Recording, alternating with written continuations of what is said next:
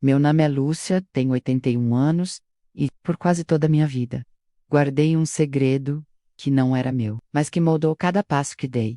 Tudo começou num domingo cinzento. 3 semanas após o falecimento da minha mãe, fui chamada para esvaziar a casa onde ela viveu. Uma casa antiga, cheia de lembranças, cheiros e silêncios, daquelas em que as paredes parecem sussurrar quando estamos sozinhos. Não queria mexer nas coisas dela, mas era necessário. No último armário, no fundo de uma gaveta, atrás de lenços de renda e retratos antigos, encontrei uma pequena caixa de madeira.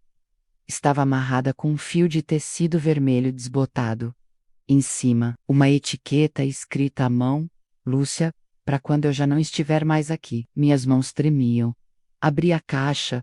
Lá estavam 17 cartas. Todas de todas, todas endereçadas a mim. A primeira era de 1962. E eu tinha apenas 19 anos quando ela escreveu, mas nunca me entregou nenhuma. Respirei fundo. Comecei a ler. Carta 1, de maio de 1962, minha querida Lúcia.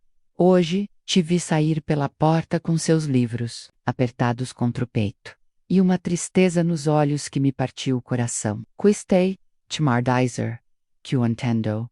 Que também tive 19 anos. Também carreguei segredos no peito, mas não consegui. Engoli as palavras como veneno, como tenho feito por tantos anos. Você pergunta por que evito falar do seu pai, por que há coisas sobre sua infância, encobertas como véus. Hoje, mesmo sem coragem de entregar essa carta, vou te contar a verdade. Você teve uma irmã, o nome dela era Alisa. Ela nasceu em 1946 e foi levada de mim antes que eu pudesse segurá-la por mais de 3 dias. Seu pai, ele não queria outra criança. E o que aconteceu depois foi a maior dor da minha vida. Se um dia você lê isso, me perdoe, mas eu precisava deixar registrado, nem que fosse em papel, porque a dor calada mata por dentro com amor, mamãe. Ao terminar aquela carta, meu mundo desabou. Uma irmã, eu vivia acreditando ser filha única. Fechei os olhos, as mãos no peito, e entendi que as outras 16 cartas tinham muito mais a dizer. O segredo da nossa família não morreu com minha mãe. Ele só estava começando a vir à tona. Carta 2, 14 de agosto de 1965, Lúcia. Minha filha, hoje é seu aniversário de 22 anos. Você está linda, forte, determinada, mas há uma sombra em seus olhos, a mesma que vejo nos meus. E que a Lisa tinha também. Seu pai não era sempre aquele homem frio. No começo foi gentil, mas depois que a Lisa nasceu, tudo mudou. Ela era frágil, chorava muito. Ele dizia que ela atrapalhava, que nos deixava exaustos, pobres. Numa madrugada chuvosa, acordei. Ela não estava mais no berço. Ele disse que a entregou a um casal no interior sem me avisar, sem me consultar. Supliquei, chorei, ameaçou me deixar se eu insistisse.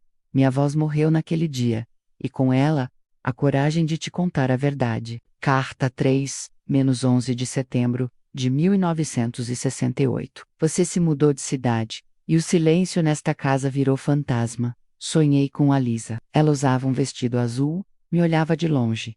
Cheguei perto, ela disse: Você deixou que me levassem. Acordei, chorando. A culpa me esmagou outra vez. Se um dia essas cartas chegarem até você, não me julgue com dureza. Eu fui fraca, mas nunca deixei de amar vocês duas. Nunca. Fechei a carta, e aquela imagem de Elisa de vestido azul ficou presa em minha mente, como uma foto antiga que nunca vi. Mas senti.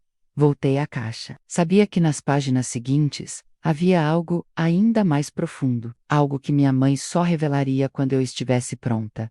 Mas continuei, porque há verdades que, mesmo doendo, precisam ser ditas. Passei dias em silêncio, sem comer, sem dormir, com a Lisa ecoando em minha mente. Decidi visitar meu tio Olavo, irmão do meu pai, um homem calado, mas com olhos cheios de histórias. Cheguei sem avisar. Ele me olhou e disse: Você tem os olhos da sua mãe. Mostrei a ele uma carta. Ele leu.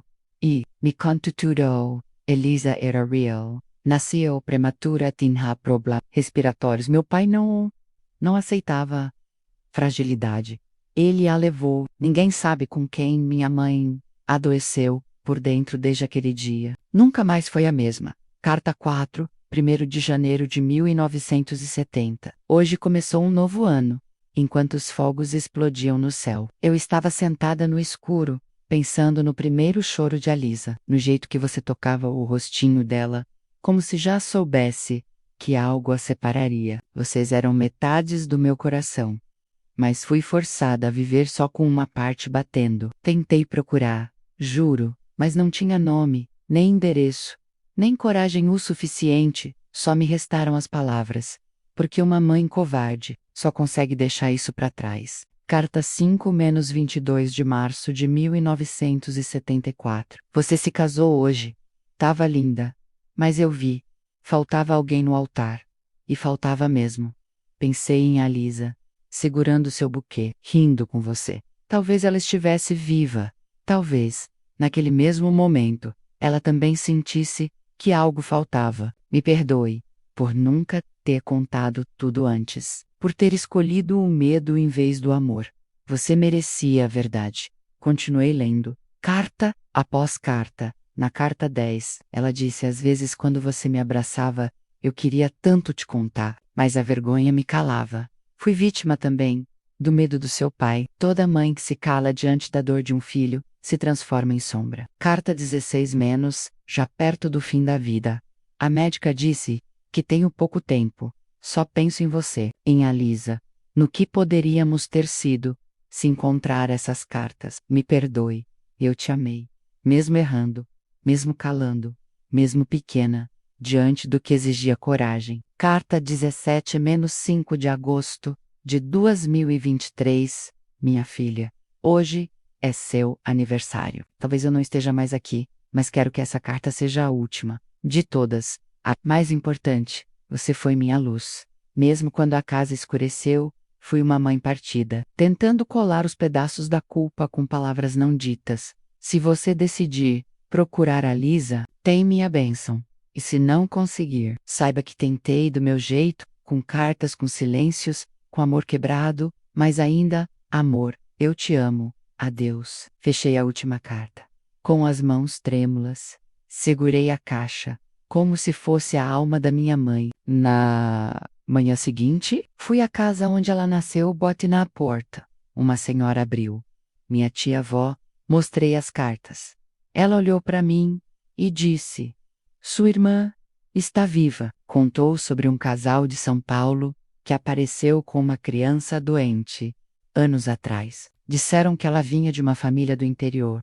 Lembrou o nome, o hospital. Anotei tudo. Dias depois, achei uma pista. Uma mulher, chamada Lisa, enfermeira, idade parecida. Mandei mensagem, esperei.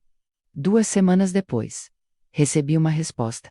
Podemos conversar? Nos encontramos. Ela me olhou. Ficou em silêncio. Depois perguntou: você é filha da Helena? Balancei a cabeça. As duas choramos.